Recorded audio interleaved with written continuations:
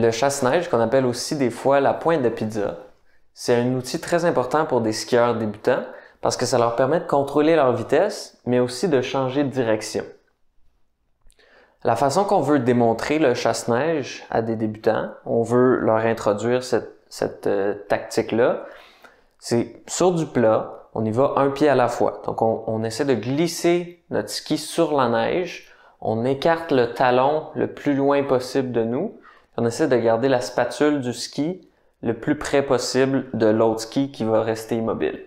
Donc on fait ça, un ski comme ça, puis ensuite on ramène le ski.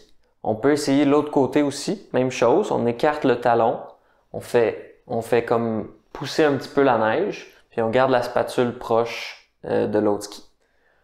Ensuite, on peut l'essayer à 2 skis en même temps. Donc là, on écarte les 2 talons en même temps, puis on ramène les 2 skis. On écarte les 2 talons en même temps, puis on ramène les 2 skis. On veut pas écarter les 2 skis puis qu'ils restent parallèles. On veut écarter les 2 skis, mais que les spatules, le devant des skis, restent proches, collés ensemble.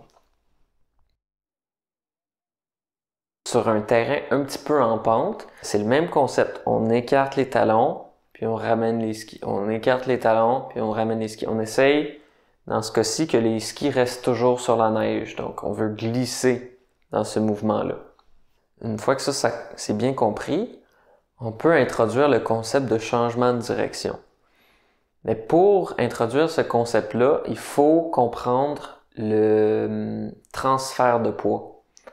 Le transfert de poids va se faire d'une jambe à l'autre, tout le temps.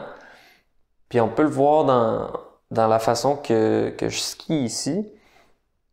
C'est vraiment, je vais porter je vais m'équilibrer sur mon ski extérieur.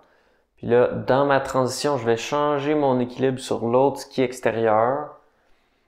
Puis en tant que moniteur, je vais faire exprès d'exagérer ce mouvement-là. C'est normal que ça paraisse beaucoup.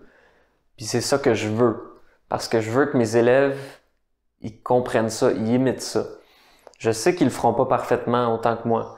Je sais que ça sera pas autant exagéré, puis c'est correct. Mais moi, il faut que je l'exagère.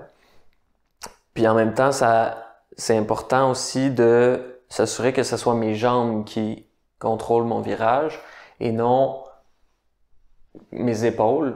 Donc ça serait plus de la rotation des épaules. Puis moi, je veux que ça parte de mes jambes. Je veux que ce soit mes 2 jambes qui tournent en même temps.